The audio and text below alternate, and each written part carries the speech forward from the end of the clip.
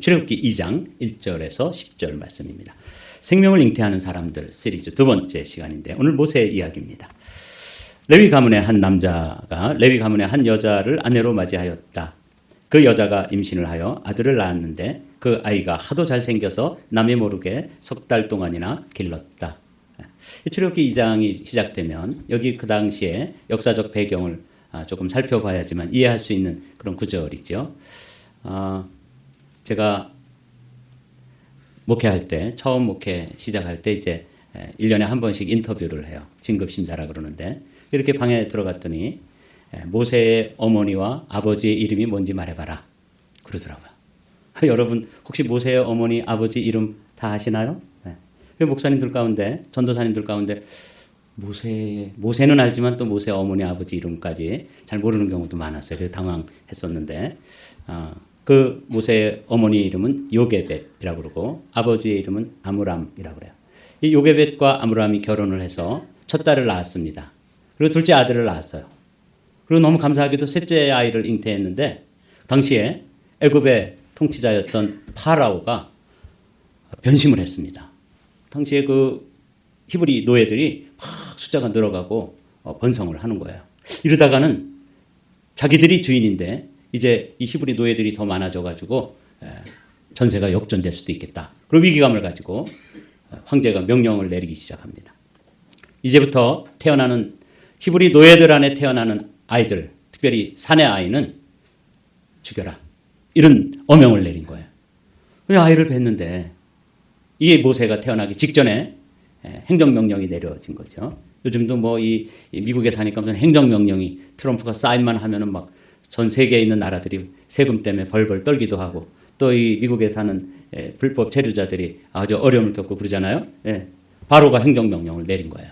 그래서 이제 아이를 낳는 자들마다 다 나일강에다 갖다 던져서 죽게 만드는 이런 아주 무시무시한 시대였습니다. 그때 이제 아이를 하나 낳는데 너무너무 준수하게 잘생긴 거예요. 그래서 뭐 어느 엄마가 자기 자녀가 안 이쁘겠습니까만 이 모세는 특별히 정말 아주 달덩이처럼 잘생긴 아들을 태어나니까 차마 갖다 죽이지도 못하고 또 물 적셔가지고 이불로 폭 덮어놓으면 죽겠죠? 그런데 그렇게 하지 못하고 그냥 석 달 동안을 숨겨서 기른 거예요. 근데 그 당시에 다른 집 엄마들 이미 그 행정명령에 따라서 자기 아이를 갖다가 나일강에 던져버린 엄마들은 거의 이성을 잃고 있을 거라고요. 그죠? 막 독이 오를 대로 오르고 사람들이 다 거칠어져서 마음이 누구 하나라도 뭐 자기네 애를 숨겨 기른다? 이건 뭐 있을 수도 없는 일이에요. 서로 고발하고 가서 또 리포터하고 이러니까 살아낼 수가 없는 거죠. 그래서 석 달 동안을 길렀는데 드디어 더 이상 숨길 수가 없게 되었다. 그래서 이제 갈대상자를 구해다가 물이 들어오지 않도록 거기다가 엽청도 바르고 송진도 바르고 이렇게 해서 이제 강에다가 띄운 거예요. 강에다가 버리라 그랬는데 버리기는 버렸는데 안 죽도록 잘 방비를 해가지고 이제 물에다 띄운 거죠. 하나님께 맡기는 겁니다. 그리고는 그 누나가 있었는데 먼저 태어난 누나가 이름이 미리암이에요. 미리 태어난 거죠. 그래서 미리암이 이제 그 꼬맹이였는데 그거 어떻게 되나 이 물에 깔아놨는지 아니면 그래도 누가 또 주워가는지 보려고 가만히 숨어서 지켜보고 있는 상황이 3절 4절의 말씀입니다. 놀라운 말씀이 이제 또 이어지죠. 마침 그런 이야기예요. 아주 우연하게도 바로의 공주가 그 나일강에 목욕하러 이렇게 나왔다가 그 갈대상자를 발견하게 되는 거예요. 이건 뭐 우연이라고 기록되어 있지만 이거는 뭐예요? 필연이죠. 그 긴 나일강에 말이죠. 그날, 그 시간, 그 장소에서 이 갈대상자와 만나게 하시는 하나님의 필연이 이 섭리가 이 안에 들어있었던 것이죠. 그 시녀들에게 아니 무슨 갈대상자가 떠 있는데 좀 뭐가 들어있는지 한번 건져내봐라. 그래서 건져냈더니 그 안에 사내 아이가 이제 들어 있었던 거죠. 열어보니 거기에 남자아이가 울고 있었다. 이것도 절묘해요. 그러니까 이 바로의 공주, 이 공주는 여성이잖아요. 여성에게는 뭐가 있어요? 모성 본능이 있어요. 근데 그 아이가, 그것도 아주 잘생긴 사내 아이가 이제 죽음을 앞두고 뚜껑을 탁 열었더니 상자를 열었더니 그 안에서 그냥 그 바로의 공주를 보면서 닭똥 같은 눈물을 뚝뚝 흘리면서 어린아이가 울고 있는 거예요. 그거 어떻게 하겠어요? 이게 히브리 사람이라는 걸 알았어요. 아, 이 아이는 틀림없이 히브리 사람의 아이로구나. 그런데 우리 아버지인 파라오에 의해서 행정명령이 내려졌지만 내가 기르면 뭐 어쩌겠어. 그래서 그 마음이 어머니의 마음으로 하나님 아버지께서 그 시간 이 모세도 울게 하고 그 우는 모습을 본 그 바로의 공주의 마음이 동하였던 것이죠. 그래서 이 아이를 기르고 싶다. 자, 그때 이제 또 놀랍게도 그 미리암이라고 하는 그 누이가 나타나서 유모를 좀 소개하겠다. 저는 이 모습 보면서 정말 놀랐어요. 이 미리암이 나이가 몇 살 정도 됐을까? 뭐 중학생, 고등학생 이 정도 아니에요. 모세보다 그 위에 형 아론이 3살 터울이거든요. 그 3살보다 대여섯 살 많아봤자 초등학교 1, 2학년짜리예요. 아주 뭐 그런데도 당차게 그 바로의 공주 앞에 가가지고 아주 그냥 뭐 얼굴색도 안 변하고 유머를 갖다 소개하겠다고 말하는 이 당돌함 굉장하죠. 저는 이런 여학생 만난 적 있어요. 제가 중학교 이제 처음 들어갔는데 저희 중학교에는 그 4개 면이 합해가지고 중학교 하나가 있는 거예요. 그래서 초등학교가 4개 초등학교가 모여가지고 이렇게 입학식을 했어요. 그래서 이제 1반, 2반 그때는 중학교도 많이 안 보내준 부모들도 많았어요. 중학교 가는 것만 해도 행운이었죠. 그래서 중학교 이제 입학식을 끝내고 딱 들어갔는데 1반 저는 그때 1반에 배정이 되고 2반 또 자기네 교실로 들어갔겠죠. 근데 아주 안경을 동그랗게 그 동그란 안경 그 당시에는 안경을 낀 여학생도 많지 않았어요. 아주 그냥 문을 여기 담임 선생님이 계시고 이제 뭐 이렇게 설명을 하는데 문을 탁 열고 여학생 한 명이 아주 조그맣고 당돌한 여학생이 탁탁탁 들어오더니 선생님한테 동그랗게 눈을 뜨고 제가 오늘 지각했는데요. 제가 몇 반인지 확인해 주시겠어요? 딱 그 학생이 1등하는 학생이에요. 3년 내내 아주 공부 잘하는 또릿또릿한 여학생. 이 미리암 보니까 그 생각이 나더라고요. 얼마나 당차고 당돌하고 또릿또릿한지 그 바로의 공주 앞에서도 하나도 떨림 없이 제가 유머 하나 알고 있는데 그 유머 소개해 드릴까요? 이래가지고 이제 유머가 누구예요? 어머니 친엄마죠. 이건 그야말로 드라마예요. 그래서 엄마를 불러왔다 그 말이에요. 9절 말씀이죠. 바로의 딸이 그에게 말하였다. 이 아이를 데리고 가서 나를 대신하여 젖을 먹여다오. 그렇게 하면 내가 너희에게 삭스를 주겠다. 그래서 그 여인은 그 아이를 데리고 가서 젖을 먹였다. 모세도 살고 또 그 어렵던 히브리 노예들인데 자기 애 기르면서 또 뭐도 받고 돈도 좀 우아하게 얘기하면 양육비도 받고 그죠? 그러면 이게 웬일입니까? 이렇게 된 거예요. 그리고 이제 시간이 흘러서 모세가 이제 자라났을 때 다시 이제 바로의 공주에게 돌려보내야 되잖아요. 바로의 공주에게 돌려보냈더니 그 이름을 모세라고 이름을 지었다. 이렇게 돼 있죠. 여기서 이제 이 모세가 생존하는데 모세가 살아남는데 세 모녀의 이야기가 핵심입니다. 첫 번째는 낳은 어머니. 이 모세를 낳았죠. 아까 말한 것처럼 요게벳과 아므람이 결혼을 해서 이제 낳았습니다. 근데 기를 수가 없는 그런 엄혹한 현실에 나일강에다가 띄웠는데 바로의 공주에 의해서 건져내고 그리고 길러졌습니다. 이거는 뭐예요? 기른정. 그런데 이 바로의 공주가 역대상 4장에 보면 그 이름이 나와요. 여러분 모르셨죠? 이름이 비디아예요. 이 비디아는 무슨 뜻? 히브리어로 무슨 뜻이냐면 야라는 게 뭐냐면 야훼 이런 뜻이에요. 비디아 뭐냐면 the daughter of 야훼 이런 뜻이에요. 야훼의 딸이다. 그런 히브리 사람들이 이 공주가 야훼의 딸이라는 이름을 붙여준 것 같아요. 그리고 학자들은 이 모세를 길렀기 때문에 이 여인은 구원받았을 것이다. 이렇게 이제 학자들이 이야기하는 걸 봤어요. 그래서 이 비디아는 기른정이죠. 낳아준 어머니와 길러준 어머니 사이에 누가 더 수고를 많이 했어요? 둘 다 똑같아요. 낳는 것, 이 생명을 낳는 일은 얼마나 참 귀한 일입니까? 그렇죠? 그런데 낳아놓긴 했는데 그것을 또 40살까지 먹이고 입히고 또 가르치고 그래서 사람 만든 게 누구냐면 바로의 공주예요. 근데 그 사이에 아까 말한 제 그 중학교 동창이었던 그 어떤 여학생처럼 그렇게 똘똘하고 당돌하고 또 당찬 누가 있었어요? 미리암이 있었죠. 저는 이것을 이은정이라고 이름 붙여봤습니다. 나은정, 기른정, 이은정. 이은 거 뭐예요? 그 기르는 어머니와 낳은 어머니 사이를 연결해서 살도록 한 것이죠. 생명을 낳고 기르고 이은 세 모녀의 이야기가 오늘 이야기예요. 근데 제가 이제 오늘 주목하는 것은 이 모세라고 하는 이름입니다. 그 아이를 이제 젖을 때 가지고 데려갔더니 그 바로의 공주 이름이 비디아라고 하는데 이 공주가 그 아이의 이름을 모세라고 이름을 지었다는 거예요. 왜냐하면 물에서 건져냈기 때문이다. 그 나일강에 둥실둥실 떠가는 것 조금만 더 내버려 두면 악어밥이 될 수도 있고 고기밥이 될 수도 있는 그 어린아이를 그 물에서 건져냈기 때문에 그 이름을 모세라 이렇게 지었다는 거죠. 이 모세라는 이름의 의미를 오늘은 여러분들이 기억하시면 설교 전체를 기억하는 것입니다. 앞의 이야기는 이 이야기의 배경이에요. 그리고 그 바로의 공주가 그 물에서 건져낸 그 어린아이의 이름을 모세라고 이름을 졌는데 이 건져내다라는 뜻이 마샤라는 뜻이에요. 그리고 거기서부터 모세라고 하는 이름을 지어줬는데 이 모세는 두 가지 의미가 들어있다는 것이죠. 하나는 건져냄을 받은 자, 건짐을 받은 자라는 뜻이 있어요. 두 번째 뜻은 무슨 뜻이 있어요? 능동적으로 건져내는 자. 이 두 가지 의미가 모세라고 하는 이름에 들어있다는 것을 기억하십시오. 그러니까 출생 당시에 그 날강에 띄었을 때 건짐을 받은 자가 되었고 장성해서 건져내는 자로서 애굽으로부터 히브리 노예들을 건져내는 그런 사람이 되는 것이죠. 이게 그의 이름에 들어있는 거예요. 그 보이스라고 하는 성경학자는 이렇게 이야기했어요. 모세의 이름에는 하나님의 구원의 이중 구조가 들어있다.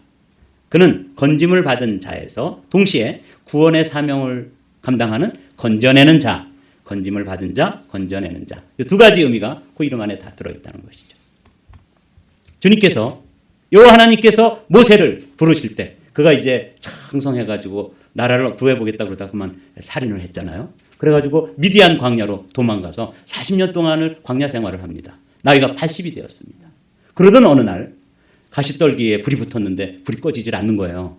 그거는 모세가 40년 동안 양치기를 하면서 그 뜨거운 사막에 뭐 들불이 붙을 수가 있죠. 그랬을 때 그냥 가시에 불이 붙으면 후룩 타버리고 말았는데 이거는 불이 붙어가지고 좀처럼 꺼지지 않고 계속 붙어 있는 거죠. 야, 이거 신기하다. 한번 가서 구경 좀 해봐야 되겠다. 뭐 이런 일이 다 있냐? 그래서 가봤더니 거기서 이제 하나님을 만납니다. 이게 이제 모세가 만난 하나님이에요. 그때 하나님께서 모세의 이름을 두 번 부릅니다. 이에 모세가 이르되 내가 돌이켜 가서 이 큰 광경을 보리라. 떨기나무가 어찌하여 타지 아니하는고 하니 그때에 여호와께서 그가 보려고 돌이켜 오는 것을 보신지라 하나님이 떨기나무 가운데서 그를 불러 이르되 모세야 모세야 이렇게 부르잖아요. 모세야 너는 그 죽음의 강에 그 사망의 권세로부터 건져냄을 받은 사람이다. 모세야. 그런데 너는 이제 나의 부름을 받고 어떻게 하는 거예요? 그 사망의 권세 아래 여전히 신음하고 있는 너의 동족 그 히브리 노예들을 건져내는 자가 되어다오. 모세야 모세야. 제가 그렇게 상상하고 묵상한 거예요. 하나님은 그의 이름을 두 번 부르셨는데 그의 이름에는 두 가지 의미가 들어있다 그러니까 그렇게 해석을 한 거죠. 그렇게 불렀습니다. 여러분 우리도 이 시대의 모세입니다. 우리도 죄와 사망의 권세로부터 건져냄을 받은 자, 구원받은 자들이잖아요. 그런데 아직도 우리 주변에는 누군가 그 사망의 권세, 그 사망의 그늘 아래, 그 사망의 결박 가운데 여전히 그 세력 가운데 묶여있는 사람들, 그래서 죄악의 강물에 떠내려가는 그런 사람들 여러분 주변에 있습니다. 그런 사람을 향해서 우리가 건져냄을 받은 자, 구원받은 자로서 구원해내야 되는 거죠. 구출을 받은 자로서 구출해내야 되는 것이죠. 이게 모세야, 모세야라고 하는 이름에 들어있는 뜻이라면 유다서에도 그렇게 나오죠. 의심하는 사람들을 동정하십시오. 그러니까 그 당시에도 이렇게 예수님이 주님이라는 것, 예수님이 다시 온다는 것, 믿음으로 구원받는다. 이게 믿어지지 않아서 이렇게 스트럭을 하는 사람들이 있었던 것 같아요. 그런 사람들 불쌍히 여기십시오. 그리고 또 어떤 부류의 사람들에 대해서는 그들을 불에서 끌어내어 구원해 주십시오. 아까 모세는 그 나일강에서 건져냄을 받았는데 이제는 사람들이 어디로 들어가고 있냐면 그냥 내버려 두면은 어디로 들어가요? 불구덩이로 들어가요. 지옥의 불구덩이에 떨어지는 거예요. 그냥 내버려두면 지옥입니다. 여러분 가정에 자녀들이 믿음 없이 살면 지금 공부도 잘하고 다 갖추고 살고 그렇지만 그들을 바라보면서 유다는 뭐라 그래요? 불에서 건져내라. 그렇게 이야기하잖아요. 이거 심각하게 들으셔야 돼요. 여러분 지금 마음속에 누군가 떠오르는 사람 있죠? 그 녀석 그렇게 살면 안 되는데, 우리 부모 중에서도 그런 경우가 있는데, 형제들, 지인들, 자녀들 가운데 그들을 불에서 끌어내어 구원해 주십시오. 끌어내 주는 거예요. 우리가 불에서 건져냄을 받은 사람이고, 그런 사람들이기 때문에 우리가 모세라고 말씀드린 거죠. 제가 책을 읽다가 아주 흥미로운 컨셉을 하나 얻었습니다. 이거는 뭐 누구나 아는 컨셉이에요. 소비자, 생산자. 근데 이 MJ 드마코라고 하는 이 저자는 부의 추월차선이라는 책에서 이 소비자와 생산자의 개념을 가지고 왜 어떤 사람들은 인생을 사는데 늘 가난하게 살까? 어떤 사람들은 추월, 그 부자들을 추월해가지고 젊은 시절부터 아주 풍요롭고 부유한 삶을 사는 그런 인생도 있는데 그 법칙을 아주 두꺼운 책에서 설명하고 있어요. 제가 한 반쯤 읽다가 이 개념을 발견했습니다. 소비자의 인생을 살아가는 사람들이 있는 반면에 생산자의 인생을 살아가는 사람들이 있다는 거예요. 자, 소비자는 어떤 사람이냐면 벌어서 그냥 쓰는 거예요. 이러면 평생 가난하게 살 수밖에 없다고 이야기해요. 다 아는 거죠. 반면에 생산자로 산다는 것은 가치를 만들고 시스템을 만들어가면서 생산을 한 후에 그 다음에 소비한다는 거예요. 이 소비자 인생을 살아가는 사람은 먼저 소비하는 것이죠. 소비자의 인생을 사는 사람들은 남들이 만들어 놓은 시스템에 기대가지고 거기서 허덕이면서 산다는 거예요. 반면에 이 생산자의 삶을 살아가는 사람들은 자신만의 컨텐츠가 있고 브랜드를 창출한다는 거예요. 목사도 이제 이 두 부류의 목회자가 있고 성도들도 두 부류의 삶이 있겠죠. 그래서 소비자의 인생을 살아가는 사람은 그냥 평생 동안 쓰는데 자신의 삶을 다 낭비해 버리는 거예요. 인생을 소비하는 데 집중한다. 반면에 생산자의 삶을 살아가는 사람들, 이 드마코라고 하는 저자가 자기도 그런 사람 중에 하나인데 아주 젊은 시절부터 추월해가지고 인생을 부유하게 살아가는데 그 사람들은 무언가를 만들어내고 선한 영향력을 산다는 거예요. 이렇게 얘기하더라고요. 누군가 금을 발견했는데 많은 사람들은 금을 발견하면 그 금광에 가가지고 일을 한다는 거예요. 괜찮죠? 일을 하는 거니까. 근데 생산자의 삶을 사는 사람들은 그 옆에서 삽을 판다는 거예요. 재밌죠? 제가 그거 보면 그렇구나. 그냥 나도 저기 금광에 발견해가지고 일하면 돈 준다는데 가가지고 그냥 뭐 일을 하는데 진짜 돈 버는 사람들은 거기서 뭐 한다고요? 삽을 판다는 거예요. 아주 그냥 비유적으로 딱 들어오죠. 소비만 하는 인생은 언제나 느리고 불안하고 종속적인 삶을 살아갈 수밖에 없다. 이게 이제 이 책의 내용이에요. 제가 왜 이 내용을 얘기하냐면 제가 이거는 신앙적 서적이 아니에요. 자기 관리 서적이고 부자가 되는 법을 가르쳐주는 책이에요. 목사가 뭐 별로 읽지 않아도 되는 책인데 읽다가 제가 쇼크를 받았어요. 그렇겠구나. 이걸 제가 신앙적으로 왜 우리 성도들이 하나님께서 우리를 불러주실 때 요한복음 10장 10절에 보면 내가 온 것은 양으로 생명을 얻게 하고 더 풍성히 얻게 하려 함이라. 이게 주님의 플랜이고 그분의 디자인이에요. 그래서 우리는 정말 신앙생활하고 예수님을 주님으로 믿는 그 순간부터 정말 풍요롭고 부유한 삶을 살도록 플랜되어지고 디자인되어진 인생들인데 어떻게 우리는 영적으로 무슨 물질적으로 부유하고 또 풍요로운 건 둘째치고 영적으로도 이렇게 가난하게만 살까? 그 이유를 그 생산자, 소비자라는 컨셉에서 제가 알아냈어요. 그렇다. 신앙생활을 하는 사람들도 끝없이 소비적인 신앙생활을 하는 거예요. 은혜 받아요. 사랑 받아요. 구원 받아요. 거기에 끝이야. 계속 받기만 하는 거예요. 어떤 사람 책 보니까 이런 사람들은 테이커라고 그러더라고요. 받기만 하는 거예요. 받기만. 챙기기만 하는 거예요. 주일날 와서 은혜 받죠. 말씀 받죠. 뭐 사랑 받죠. 여기까지만 하는 거예요. 이런 분들은 신앙생활을 유지할 수 있지만 믿음의 부요함을 누리는 데는 거리가 있다는 걸 제가 알았어요. 잘 들으십시오. 여러분 오늘 신앙생활 하는 데 있어서 요 생산자와 소비자라고 하는 요 아주 우리가 다 아는 컨슈머, 프로듀서 이건 모르는 단어 아니잖아요. 이 단어를 가지고도 삶의 법칙을 얘기해 주는 이 저자를 통해서 제가 이걸 한번 생각해 본 거예요. 우리 성도들을 돌아봤어요. 기도하는 것을 배웠으면 어떻게 해야 되는 거예요? 생산자는 진짜 기도하는 거죠. 사랑을 받았으면 받은 사랑을 또 누군가에게 나눠줘야 돼요. 은혜를 받았으면 그 은혜를 흘려보내야 되는 것이죠. 이게 생산자예요. 근데 우리 그리스도인들이 많은 그리스도인들이 소비자의 믿음을 가지고 사는 거예요.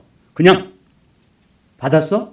또 그 다음에 받고 또 사랑받고 은혜받고 구원받고 뭐 계속 받고 챙기는 거예요. 이스라엘의 지형으로 얘기하면 갈릴리 호수는 살아있는 호수잖아요. 그 호수는 헐몬산으로부터 흘러내려오는 물을 받아요. 그리고는 물을 어디로 흘려보내요? 사해로 흘려보내요.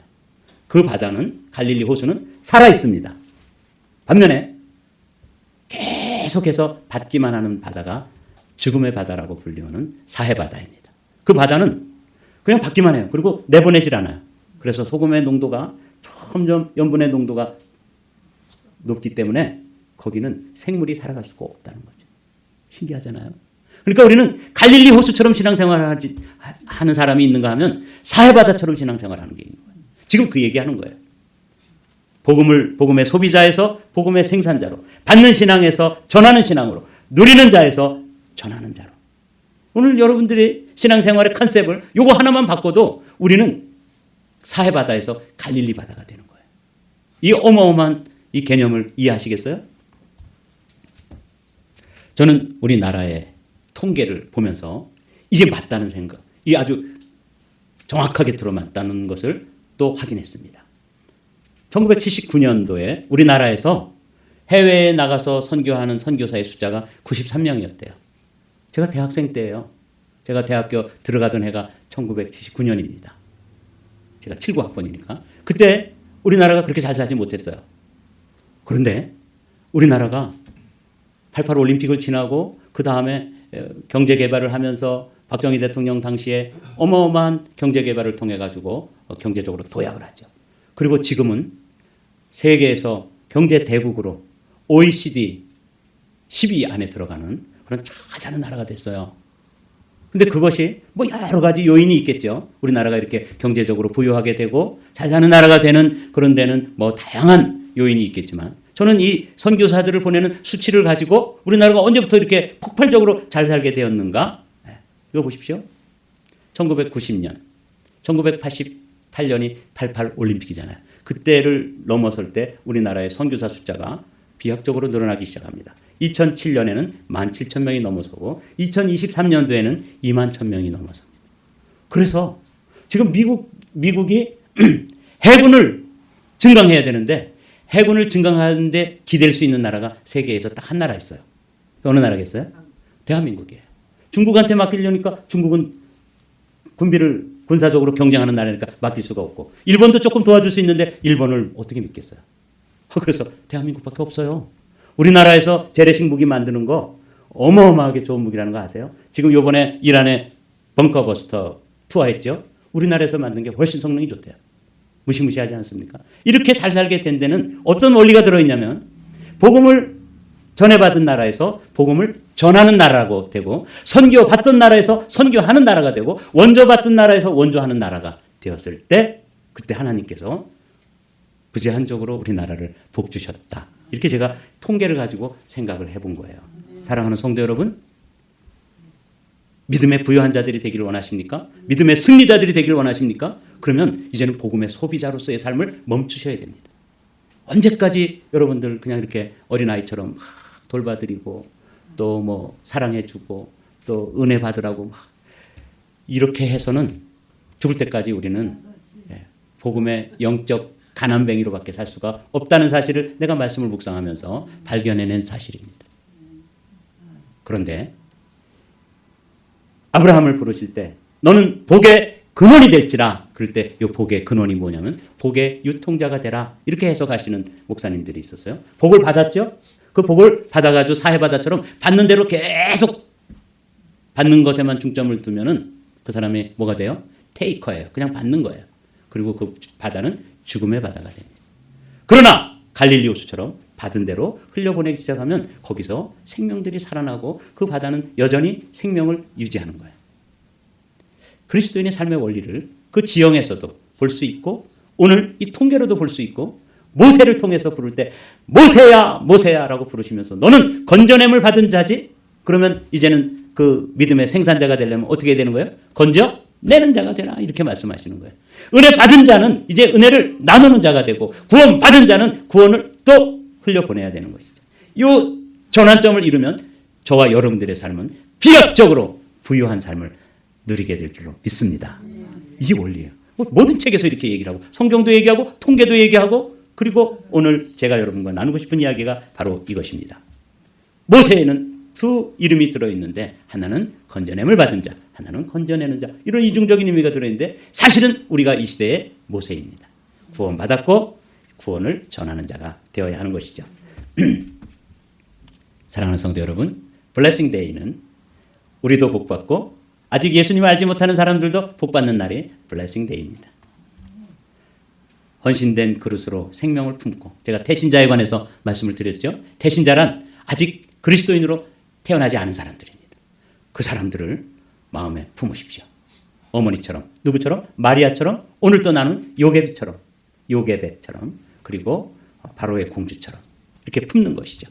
그리고 기도와 사랑으로 생명을 잉태한 후에 초청해서 열매 맺는 날, 그러면 그 복음을 흘려버린 복음의 생산자로 살았던 우리도 복받고, 그리고 그 복음을 받아든 그 사람도 복받고, 그래서 그날을 뭐라고 부른다고요? 블레싱 데이라고 부르기로 했습니다. 그리고 이 날을 위해서 오늘 여러분들이 적으십시오. 에이, 되겠어? 됩니다. 적고 기도하면, 그 다음에 일은 누가 해요? 하나님이 하는 거예요. 우리도 미리암처럼 이어주는 거죠. 그들이 하나님의 생명과 이어지도록 당차게, 당돌하게, 그리고 똘똘하게 복음의 생산자로 여러분들이 서게 되시기를 주님의 이름으로 축복합니다.